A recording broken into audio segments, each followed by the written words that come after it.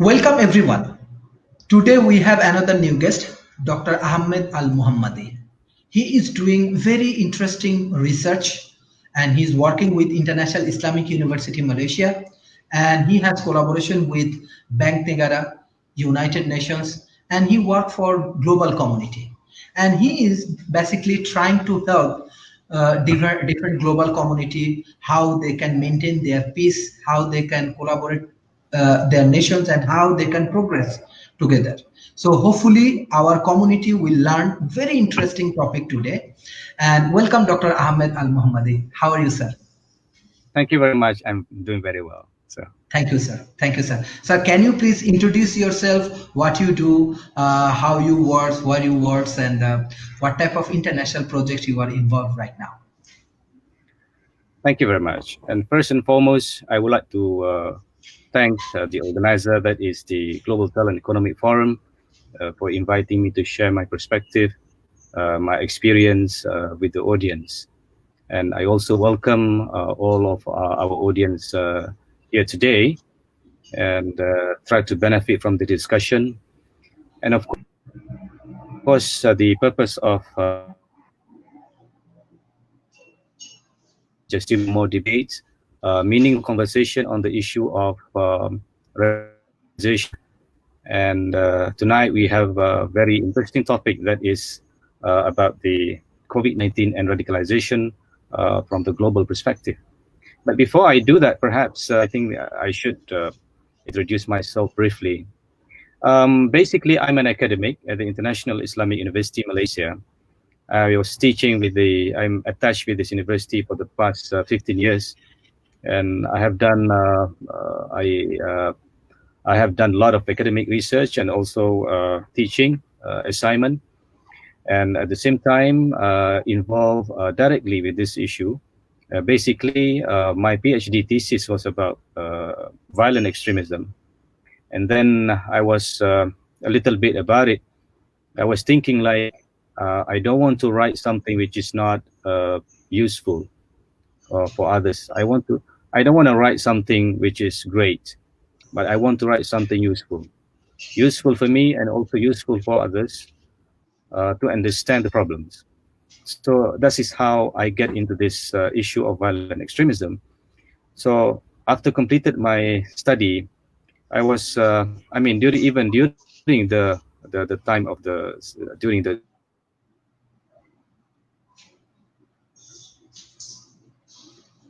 and activities related to the rehabilitation programs, because in Malaysia we have those people who are detained for involving in violent extremism.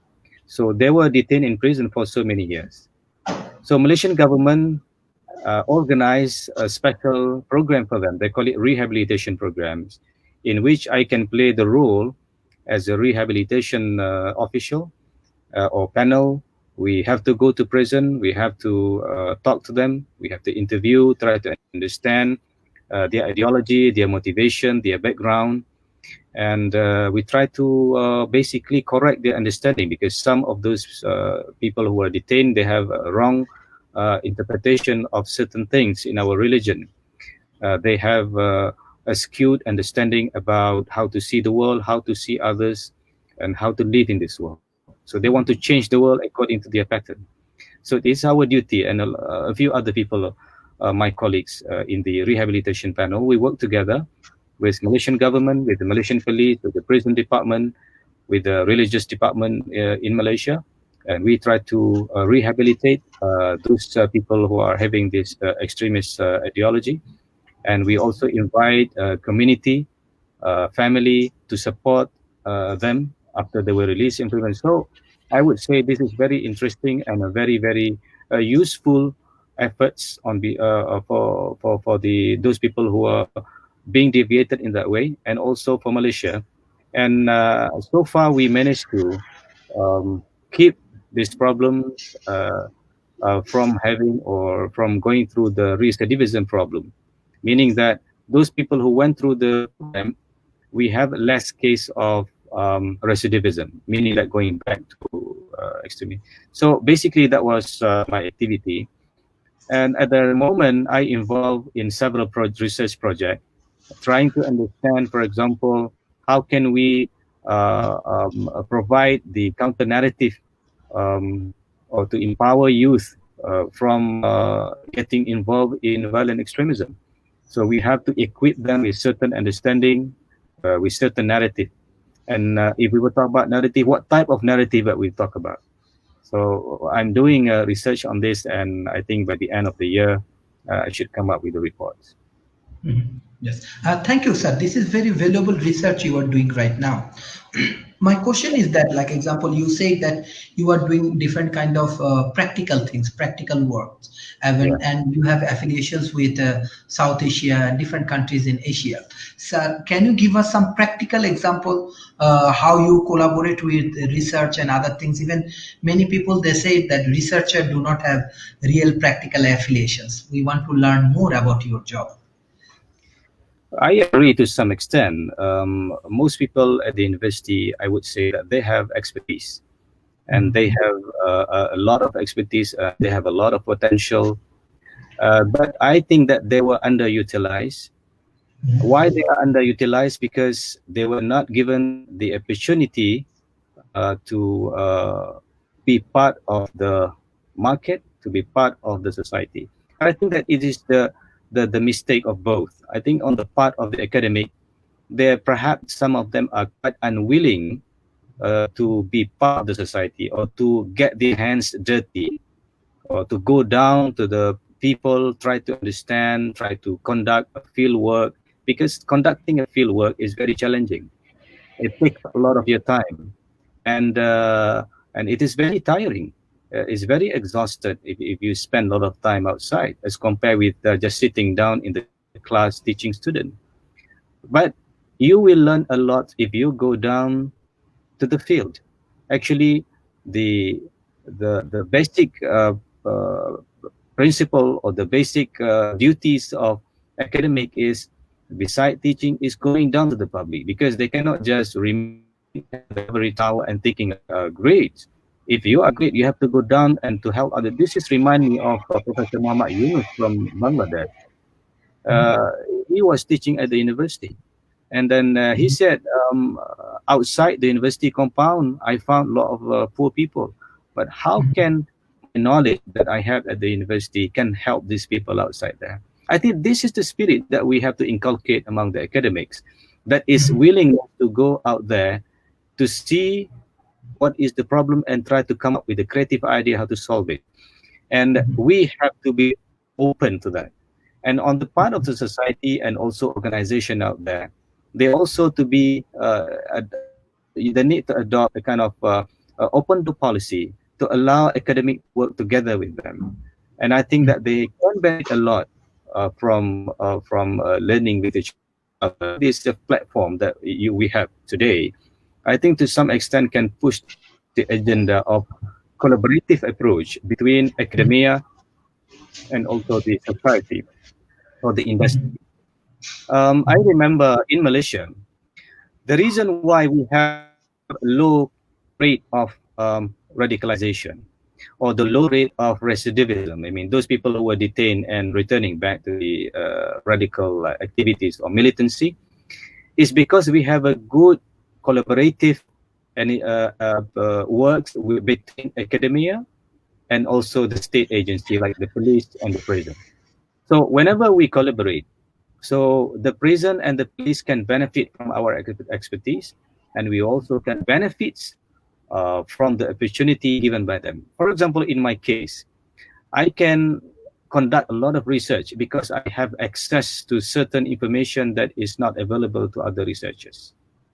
And I make myself available. I'm willing to take the challenge. I try to do something new instead of uh, sitting at the university and teaching student alone. I mean, teaching student is extremely important, definitely, but the student need to know what is going on outside.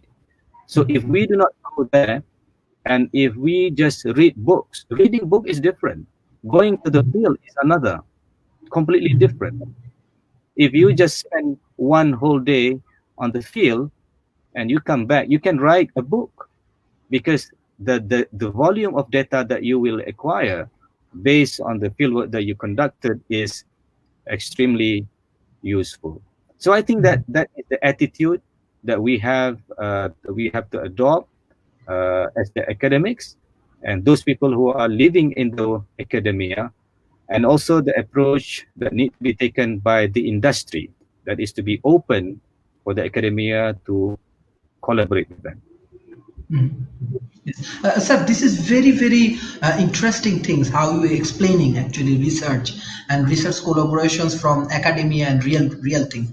I just want to learn more, and hopefully it will be very important for our audience because let's say you are talking about Bangladesh. Bangladesh, we have problem with Rohingya issue. Even we know that Malaysia also helping this Rohingya community in many different way. But my question is that let's say you are a researcher, you can do research and come up with a real solution.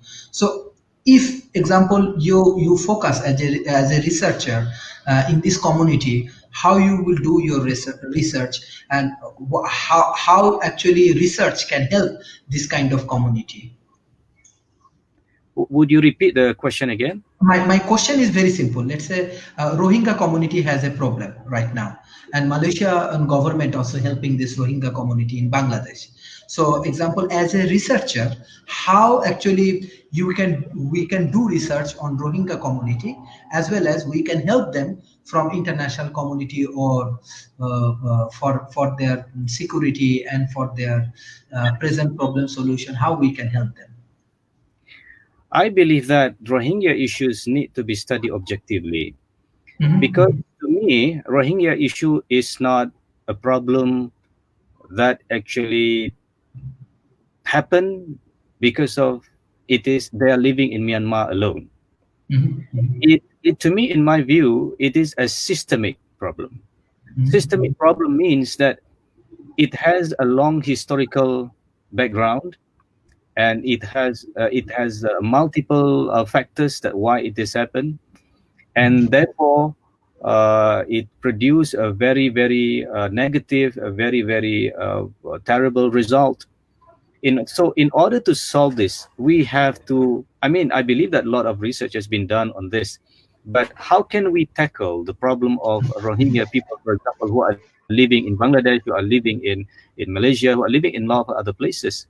How can we, for example, find a way to solve the problem? First, with the government of Myanmar, with the government of Bangladesh, with the neighboring states. How can we work together to solve this problem? Because this is not the problem of Myanmar alone. This is not the problem of Bangladesh alone. This is the mhm, problem of humanity. This is the mhm, problem of humanity. And therefore, it requires a global support, requires a global efforts to solve this problem. So maybe I would say that one of the approach that we can study about the problem of Rohingya is try to understand the root cause of the problem first. mhm, mhm, The root cause of the problem, and try to see from historical point of view why Rohingya people become a problem to the government of Myanmar. Is that true what the government of Myanmar claim? Because the government of Myanmar also, they claim that these people are not belong to this country and they were coming here for. If that's true, then we can find a solution. I mean, we have to acknowledge the fact, the historical fact of why the problem actually started. That is number one. And number two, now we talk about the problem of refugee. How can we solve this problem of refugee? Because whenever you are living in the camp, for example, definitely a lot of problem happens. I think one of the big problem that happened is the mental health issue. Mental health issue, health issue itself, beside the health, physical health, mental health, the issue of education, the issue of welfare, the issue of women, and of course the issue of radicalization. But radicalization is actually the least issue, but most importantly, the basic issue that involve humanity needs to be tackled. And I think the Rohingya issue actually is from research point of view, is very important subject that we can study and we can find solution. mhm. Yes, sir. Basically, you are working with United Nations, and you are trying to figure out different problem solutions with your research. Can you give us some research idea or your depth research on this kind of refugee issues? Actually, every country have, not I want to say every country, many countries. Europe has problem, Middle East has problem, South Asia has problem, China has problem, Malaysia also trying to solve and this kind of things. So can you give us some real life example and solution and research related activities from your side? Yeah. My research with the United Nations is looking at number one, is the returning foreign fighters who are coming from the Southeast Asia. As all of us know, that more than 1,000 people from Southeast Asia, from Indonesia, from Malaysia, from the Philippines, and those people are using Southeast Asia as a transit to go to Syria and to fight. Now, ISIS has been disbanded, ISIS has been eliminated, and there is no more ISIS as an organization in Syria, excuse me. So right now, after the defeat of ISIS, those people who are used to fight in there wanted to come back. However, they're not coming back alone, but they are bringing back together with them families, wife, children, small children, not talking about big children, small children. So how we are as a state, we are as the community, can make arrangement or can uh, repatriate them back or to bring them back to the society. And not only that, we have to make sure that they're not becoming the threat to our society. So that was my research basically. So I travel all over Southeast Asia. I travel to Indonesia, I travel to Philippines, and I interview people in Malaysia. How can we design a policy that can cater the need of the returning fighters and their families? So I went to Indonesia, tried to find out what are the problem, what are the perception, what are the need, because bringing them back to our country is not easy thing. And then how about the laws? So one aspect of the research is about how can we craft a framework for them to come back to their country, for example, to return to Malaysia, Indonesia, and the Philippines. That's number one. Number two, how about the law itself? I mean, is that law is sufficient enough to cater this problem? If it is not enough, then what should we do? And sometimes when I study, I find out that certain law that we have today is actually generate more radicalization, meaning that the law is supposed to prevent those people from being radicalized, but because the law was so punitive, it create a lot of grievances, it create a lot of dissatisfaction among the detainee, and therefore they become more radical than ever. And so that's another thing. And another aspect of the research is about the prison condition is another reason why people become radical. For example, you mix together between low risk detainee with a high risk detainee, and the prison officers who is not well trained, and then the law, the prison condition, the regulation, all these things are we try to look at, and then we try to make a recommendation how we can improve it. That Yes. basically. Yes, yes. Sir, this is very interesting things you are doing right now. I want to know like one point of view, because this is actually why actually like different people they engage with ISIS. What's the reason behind that? Is there any philosophical aspect? Is there any social aspect, or is there any family issue? Why? Because, example, do you think in modern society we should accept that people involved with ISIS and they do engage with in different kind of activities in Middle East? Why it happened? I believe that based on my years of study here, I studied a lot of terrorist organization in Southeast Asia and also in the world. I can make this a simple conclusion. The factors of radicalization are not single. It's not single. Mhm. Meaning there are multiple, multivariate factors that contribute to radicalization. Therefore, to understand radicalization, we have to understand We have to interview each individual people who are going through radicalization. In my case, for example, whenever I'm invited to go to a rehabilitation program, I will interview each and every individual who went through this radicalization process and asking this question: would you share with me what are the journey that you have taken, that you reached to this, that lead you to reach this level of radicalization, of involvement, of participation? For example, going to Syria, for example. Can you tell me from A to Z how it started, Mhm. why it started, when it started, who encouraged you, how long do you take to reach this level, how do you feel about it, and do you think that you want to quit at some point, who support you, family, friends, community? So I make this conclusion because radicalization is a context specific, individual specific, gender specific. So we have to understand them, we have to study them objectively. So, however, the factors are common. We can find the common factors for this radicalization things. One single factor which is highly, very, very important is psychological aspect. Psychological aspect is extremely important for us to understand radicalization. That's number one. Those people who are vulnerable, I call this vulnerable, psychologically vulnerable. They are in the state of despair. They want to change. They want to, they want to give something meaningful. I mean, they used to be a loser before. Now they want to be a victor. They want to be successful in their life. If ISIS provide the way to do it, they would go. So, meaning understanding the psychological aspect of the person is very important, because motivation to go is because psychological push. Second is the social factor. Social factor, I would say. The community, the support, the environment is another thing. So it could be coming from their country itself. For example, in Malaysia, they do not satisfy with the certain policies of the government. They hate this, they hate that. They don't like they call it, this is government is not Islamic enough, for example, as compared with ISIS who try to implement Islamic law. And I want to change.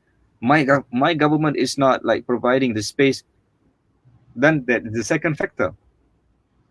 And then the third factor is political factor. Political factor is because of the certain political reverses that they have. Fourth is the external factor. Like in the case of COVID-19, for example, COVID-19 is gave them opportunity to recruit a lot of people. Just like in Syria, conflict in Syria provide opportunity for them to go there. So that is a global factor that is pulling them to come forward. And number five is ideological, a kind of belief system. So I think that by looking at this different angle, then we can understand why. So, however, one important thing that I would like to share with our audience: those people who are going there, if you interview them, all of them actually sincerely believe that they have done the right thing. If Yeah, you yeah, talk, exactly.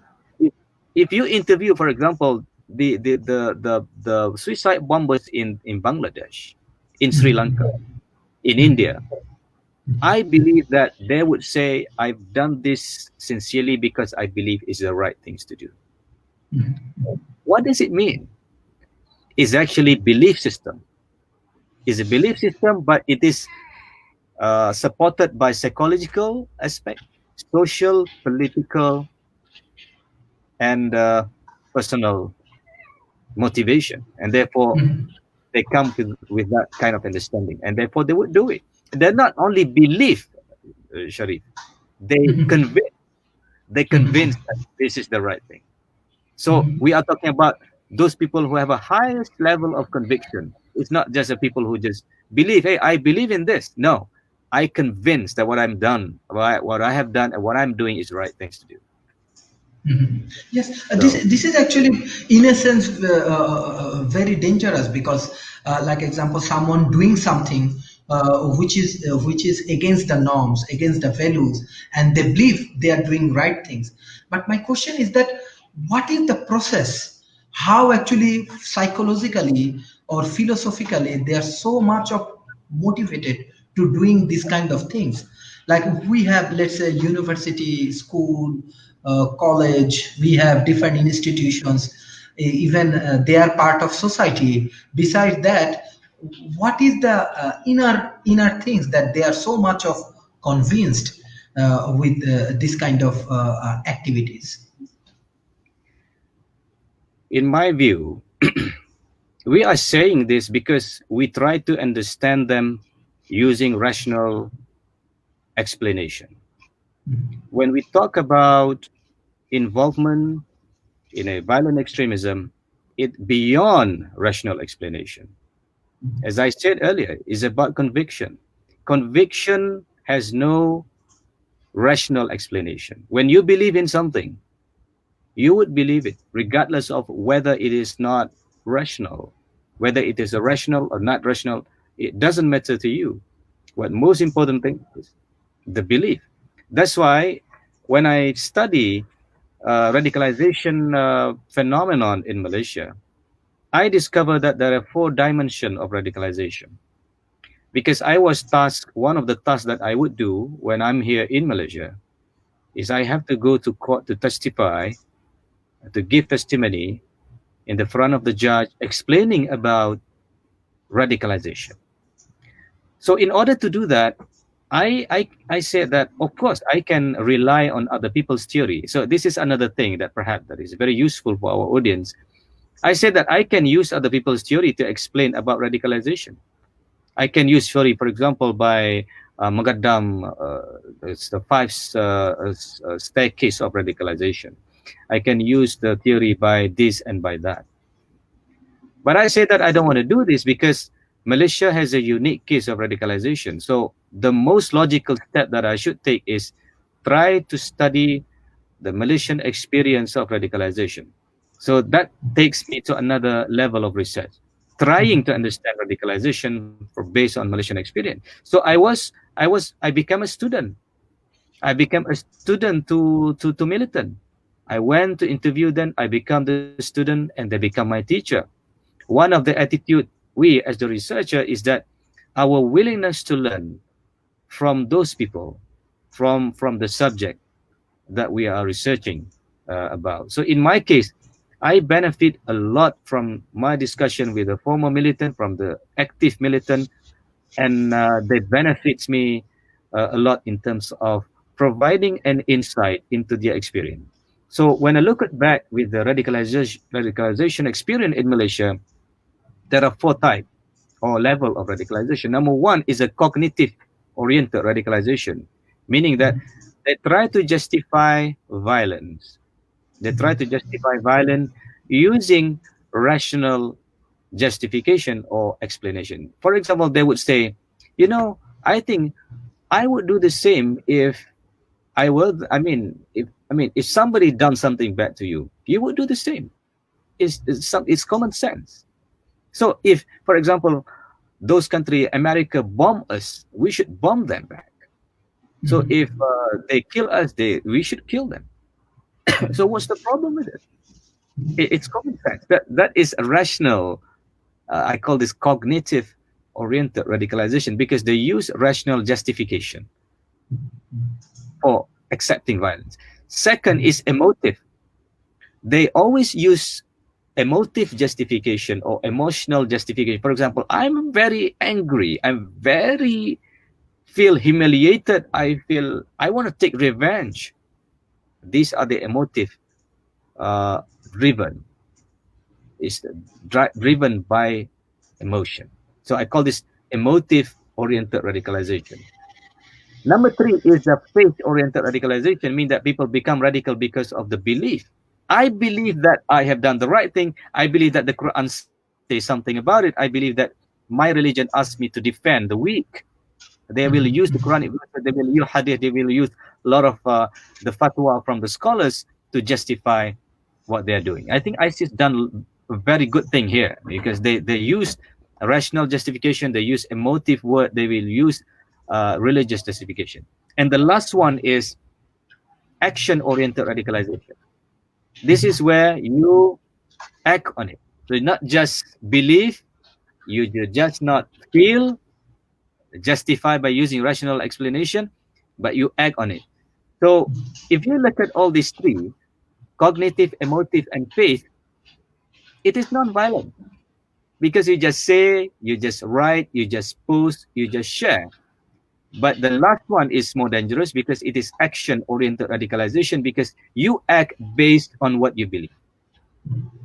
So we have to remember, radicalization is a kind of progressive in nature.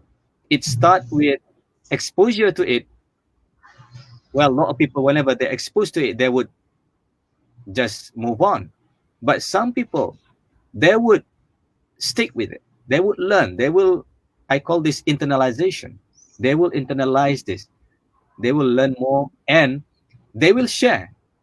They will share. They will share with their friend. They share with the larger audience in Facebook, for example.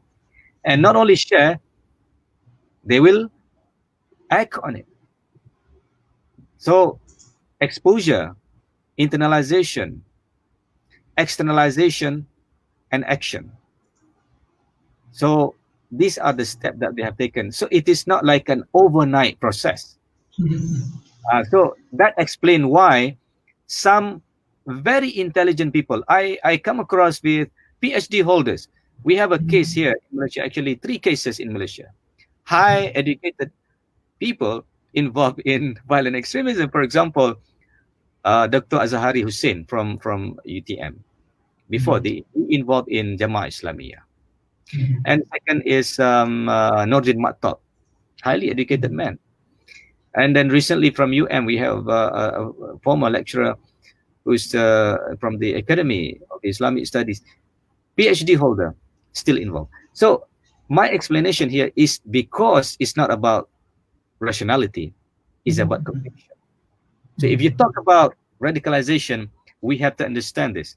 It is not about rational explanation, but it's about conviction. So regardless, if you are convinced of something, whatever comes your way, you would fight it. So that explains why people are going there. Yes, yes. No, this is actually really inner understanding. Even for me, it's a new door, it's a new opening because I have different perceptions about this ISIS and this kind of activities. I find it's more scientific, it has more like systematic approach. But my question is that, like, example, when a citizen from a specific state or a specific country engage with this kind of activities, what's the role of state and what's the responsibility of the politicians, how they should behave or how they should take care of this community and how they should help them to overcome from these situations, or what your observation, sir? Let us go by case studies, one case by case studies here. Let us look at Malaysian experience and we try to look at Singapore experience. Yes, sir. Because we have a similar problem. We are neighbors and we have similar problem, and their problem, our problem, we are facing the same problem, basically. When we have the problem of Jamaah Islamiyah in the early 2000, for example, after 9/11, there are hundreds of members belong to Jamaah Islamiyah who were arrested by Malaysian police. And they were interrogated, they were interviewed, and they would be sent to prison because they were found to be involving in this kind of activities. And later on, they found out that this individual advocated certain belief system. And because of that, therefore, they believe that we cannot just put them in prison. We also need to rehabilitate them ideologically. So we have to look at from their ideological perspective. So this is how I get into this rehabilitation programs, yeah? Because Malaysian authorities believe that we cannot just lock them up. We need to talk to them, but not the police, not by the police, never by external agencies, academics, by asatiza, by intellectual, by muftis. We'll go there, try to talk to them, try to reason with them, and try to understand what are the motivation, what are the justification for this. And then that is number one. So Malaysian government is using hard approach in the first place, but followed by soft approach, that is rehabilitation. Okay, you can see right now, hard approach is absolutely necessary to tackle the threat of extremism, to tackle the threat of terrorism. Hard approach. However, we have to understand terrorism or violent extremism is not just hard approach. We cannot solve this by using hard approach per se. We need to approach them using the heart, winning the heart and mind approach as well. That is the second point. The third point is the community support. You need to get the community support. Well, I would say it's not only community. First, you have to recruit the families. You have to take care of their families because these people are the breadwinners. They were sent to prison. They don't have any support because the leader of the family is in prison. So who are taking care of the family? The state need to look into this, and the state cannot take care of this more effectively without the support from the civil society. Taking care of the family, state can do that to some extent, but the support from the community, the support from civil society is absolutely important. So you can see right now, hard approach, soft approach, taking care of the families, community support. And number 5 is raising awareness is very important to the young generation. Raising awareness using a social media platform, using the mainstream media to inform the public. Previous authorities, for example, previous director counterterrorism in Royal Malaysia Police, he believed that engaging with the public, informing them about this issue, educating them about this issue is absolutely important. And he has done this for the past, I would say, 15 years, 20 years. He has engaged the public, he engaged in academia, he engaged asatiza, he engaged various agencies, helping the authorities together to tackle the problem of violent extremism. I think the key success for Malaysia is interagency collaboration. Collaboration between civil society and the state, even though maybe it is not as extensive as Indonesia, not extensive as Singapore, because they have more collaborative initiative in there. Indonesia has done very good job, I would say, in terms of collaboration, civil society, the state. Singapore, they also have a very good collaboration, civil society and the state. Malaysia also have, but Malaysia, due to the nature of the problem, because these are the state matters, security matters, therefore the role of the civil society perhaps is not really needed. However, it doesn't mean that they cannot play the role. They can play the role, and of course they have done this. They played their role very well, and therefore we have the support from the civil society as well. So civil society informing the public and keep informing them from time to time is very important. Now we can see the public become the eyes and ears for the authorities. By doing so, we can reduce the threat of violent extremism to the minimum level.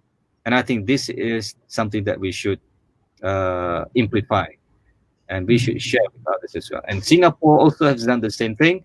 The collaboration and also support from the Muslim community in that is very strong, and also the community in general for other faiths as well.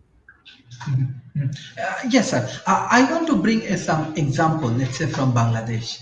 Yeah. Why I'm bringing, because we have a perception that madrasa education system has problem. Madrasa education create this kind of terrorist. This is actually civil society perception, let's say from Bangladesh. Beside that, you know that holy artisan, we have a crisis, something like that.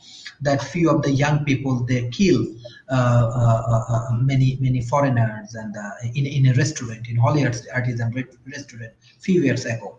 But when we figure out these people, the students, we find that these terrorists, they are also from different private universities, and like what they get the modern educations.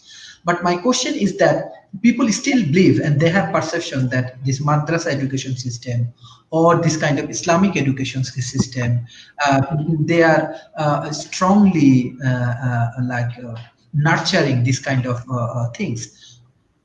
What your understanding? what your research finding. Is it true or it's not true? That's not true. Okay, okay, okay. Madrasah education, blaming madrasah education for the problem of extremism is grossly misleading. You can come from any background, and those people who involved, if you study history of violent extremism or terrorism in Sri Lanka, in Bangladesh, you can see this fact. They are not coming from madrasah education per se.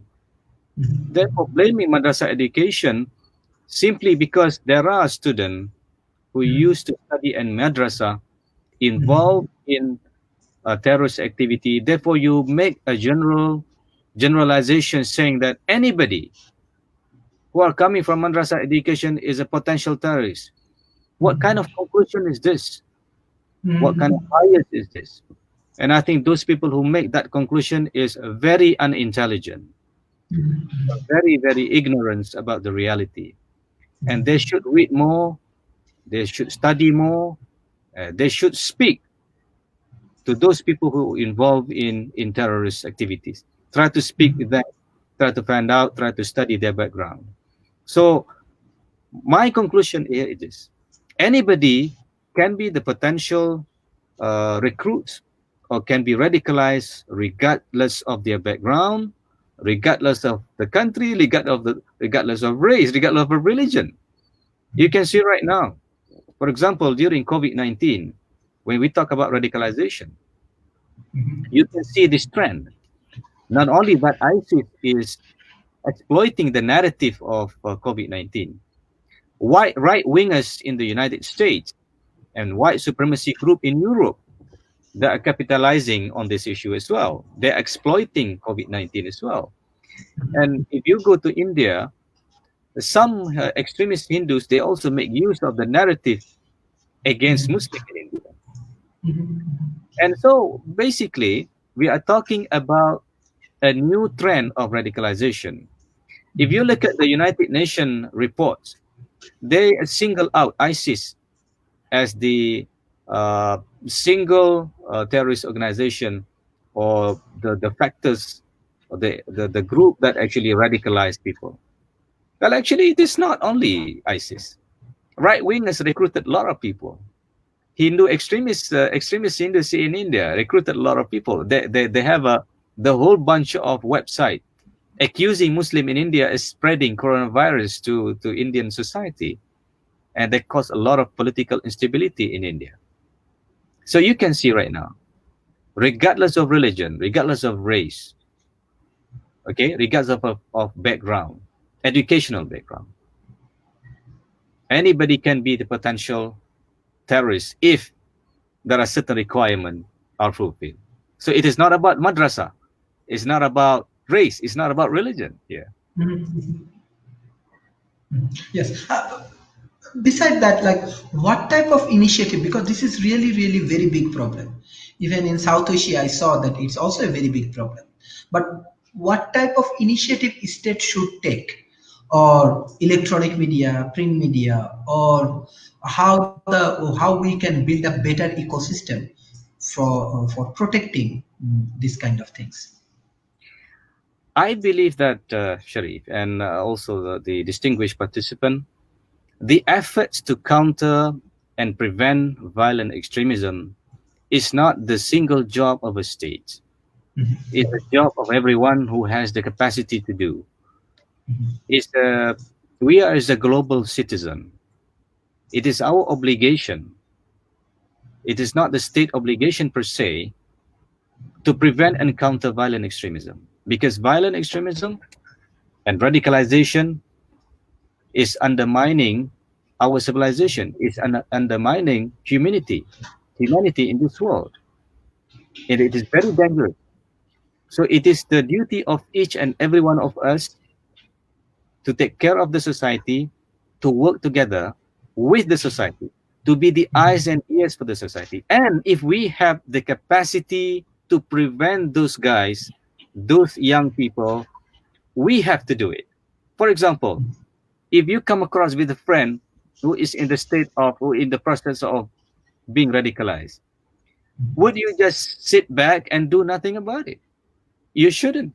You just should go and talk to him and try to find out what is going on in their mind, who recruited them, and who give them information, who indoctrinate them, what kind of thing that he read, for example. Our responsibility. We don't have to wait the state to do it. I think each and every one of us has this duty. And I think that if we play this role effectively, we can reduce this problem of violent extremism a lot. So in Malaysia, for example, this violent extremism issue is getting more, people becoming more and more aware of this issue. And I believe that the level of involvement is getting less. So imagine if we have this understanding or awareness to those people who are living in the cities, who are studying in school, at the university, in college, in every chat room in Facebook, for example, talking about this. I believe that we can reduce this problem. We can deal with the problem more effectively. No, this is very very good solutions you have. But beside that, I love to learn more about this Singapore approach or Malaysian approach. Like example, if a country like developing nation like Bangladesh, Pakistan, or Sri Lanka, how they can collaborate with this kind of ecosystem, how they work together, how they can solve together this problem. Is there any diplomatic approach we have? Is there any conference or seminars or negotiations from your research organization or from you starting some international negotiation on that particular point? Uh, okay, there is several aspects that we can look at this issue. I mean, how can we learn from each other, right?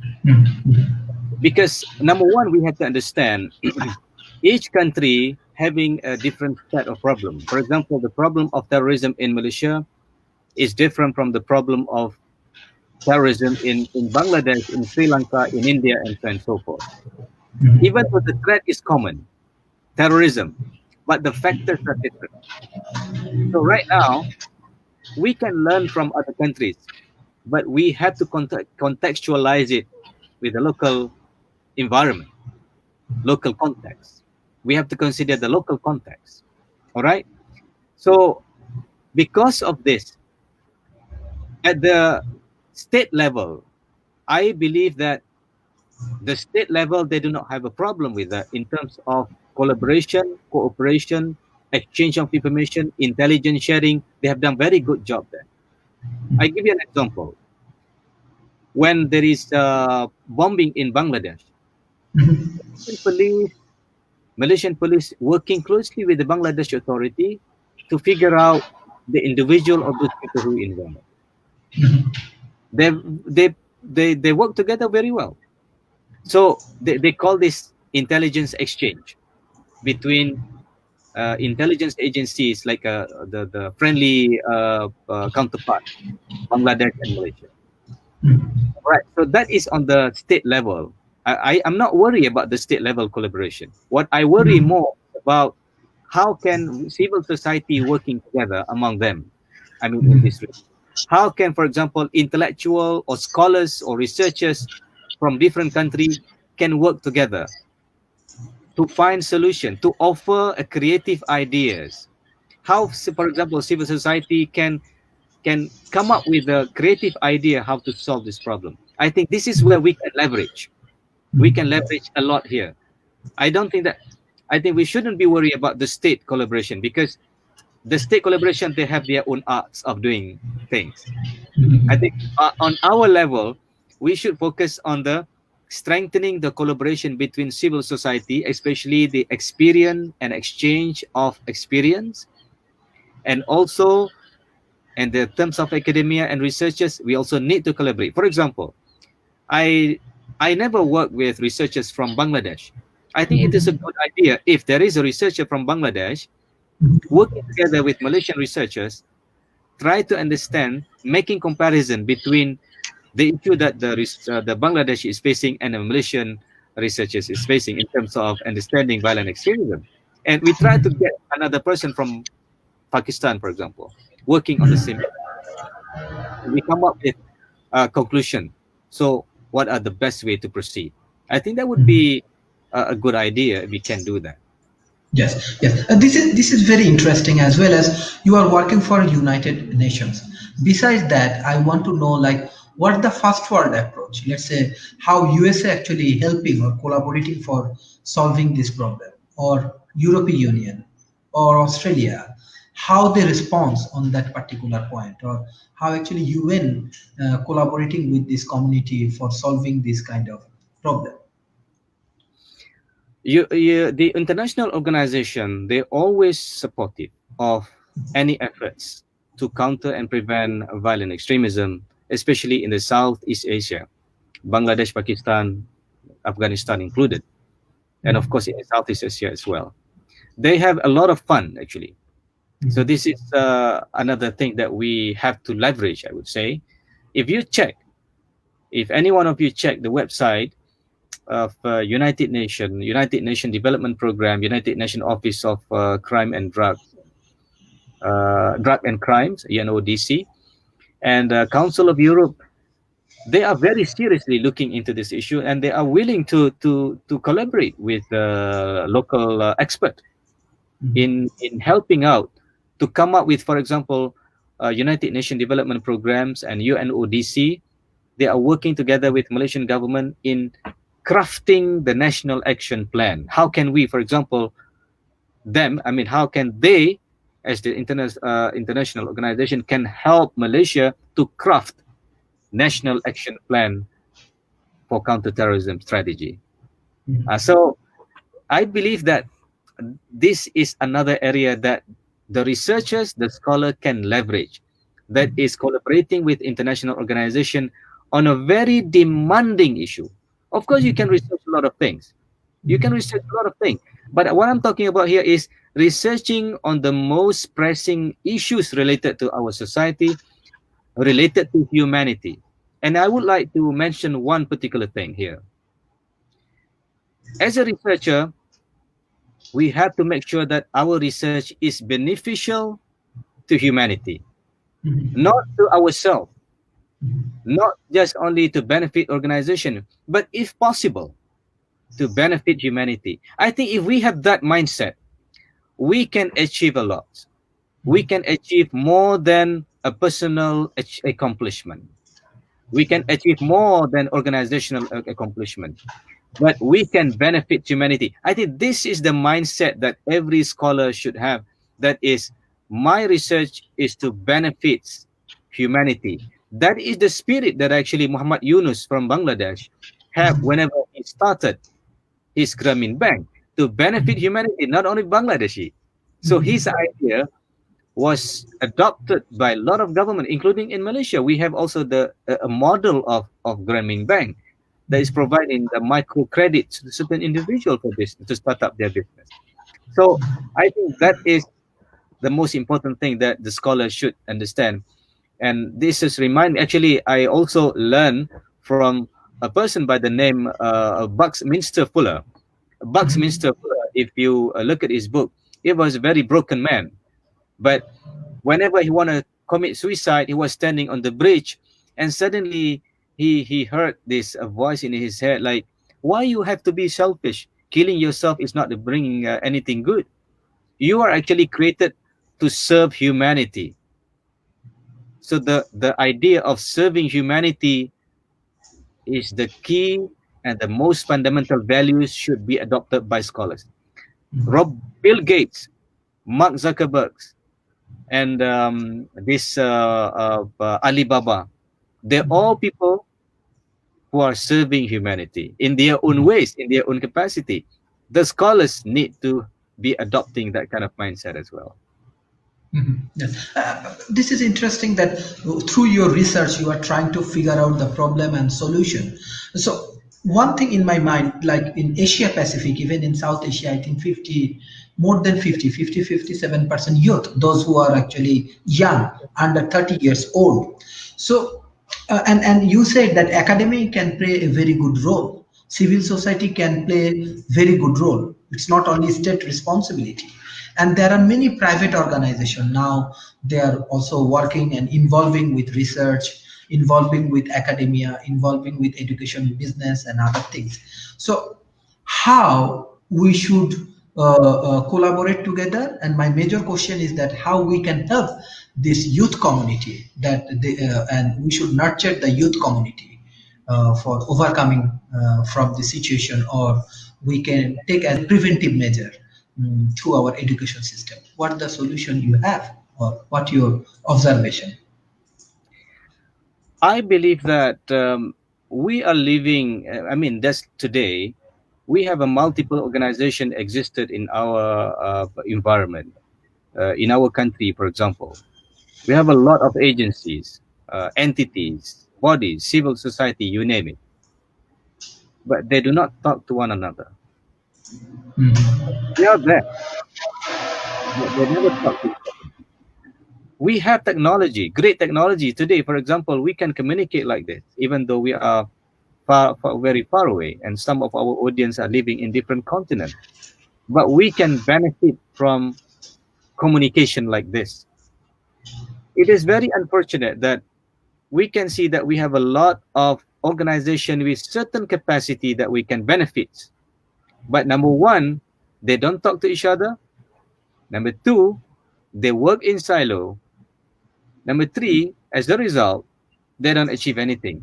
Even though maybe they achieve something, but it's a very, very minimum. Therefore, I believe that the solution would be we have to reach out and communicate. That is the first thing that we should do. Bringing them together. Bring them together in one forum to discuss, to get to know each other, to get to know each other. Because for example, in my case, for example, I do not know the existence of the Talent World Economic Forum. When you reach to me, I know, Yes. and right. So when I know, I will invite my friend who knows, join me together. It's happened because somebody take action. All right. So I think that this is what should we, meaning what we should do. That is to take action. One person take action, and it will spread, and it will like create a ripple effect. But we have to start. I think that you have done a very good job here. That is try to reach out. So I think we have to reach out, reaching out for more, and by whatever capacity we have, and try to understand what other peoples are doing, and try to find a way that we can collaborate. I think by Yes, doing sir. so, with this spirit, I think that we can benefit more than we just do it by ourselves. Yes, sir. Yes, sir. No, that is our objective. We want to do research through our research institution, Asia Research and Development Institute, and with our academic activities. And yes, World Talent Economy Forum, we have collaboration around the world.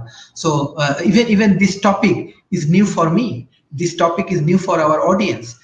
Maybe we can, yes, even example, you can check in World Talent Economy Forum. We invited from example from Bangladesh, from India, from Yes. Pakistan, from other country. Even they are also engaged. They are facing the same problem, but we do Yes. not have the perfect human resources and expert who can solve these things. So this is very interesting topic we are discussing today. Beside that, I want your concluding remarks, like for this kind of things. And definitely in future World Talent Economy Forum, we will invite you more group discussion, policy discussions, and whatever the organization they are facing this kind of problem, or they want to involve with this kind of solution, definitely we're going to invite you and invite this organization. Yeah. So what's your concluding remarks regarding your research and your initiative? I I would like to conclude my presentation or my conversation this today by saying this. Um, the World Talents Economy Forum has a huge potential and can play a huge role in bringing together scholars and researchers under their umbrella.